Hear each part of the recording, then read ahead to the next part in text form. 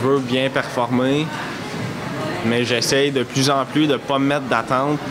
Puis j'essaye de me convaincre complètement là, que moi, j'ai déjà réussi dans ma tête parce que je veux pas que mon expérience olympique elle dépende du fait qu'il faut que je finisse en finale ou qu'il faut que je finisse premier pour être heureux.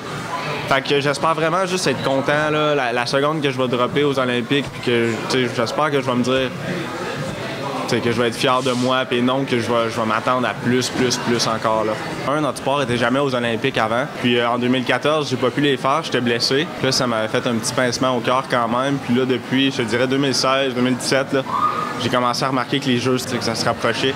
Puis là, j'ai vraiment voulu là, performer pour pouvoir y aller, pour pouvoir dire que j'ai été aux Olympiques. Ce qui est les qualifs, ça va être surtout de s'assurer d'être dans le top 10 parce qu'ils en prennent 10 en finale.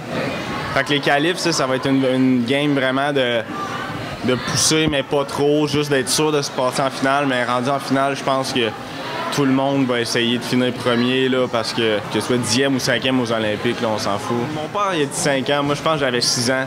Mais je pense qu'il s'en rappelle sûrement mieux que moi.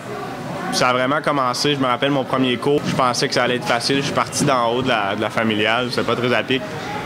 Puis j'ai été en ligne droite. Puis j'étais pas capable de virer, j'étais pas capable de breaker. J'ai fini dans le fossé. Puis là, je suis parti à pleurer. Je voulais plus jamais faire de ski. Je me rappelle que j'ai fait mon premier 540 à 8 ans. Okay. Puis dans ce temps-là, j'avais même pas des skis recourbés par en arrière. Fait que j'ai atterri du reculon puis je me pétais la gueule tout de suite après. J'arrive là-bas le 9, je fais la cérémonie d'ouverture. Okay. C'était vraiment un must là, pour moi. En tant qu'aller au jeu, je voulais vivre cette expérience-là.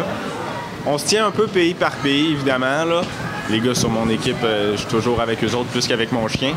Mais sinon, tous les boys là, que tu viennes de la Norvège, du Canada ou des États-Unis, on se connaît tous, on est tous chumés. Puis on s'encourage avant notre descente puis tout ce qui s'ensuit.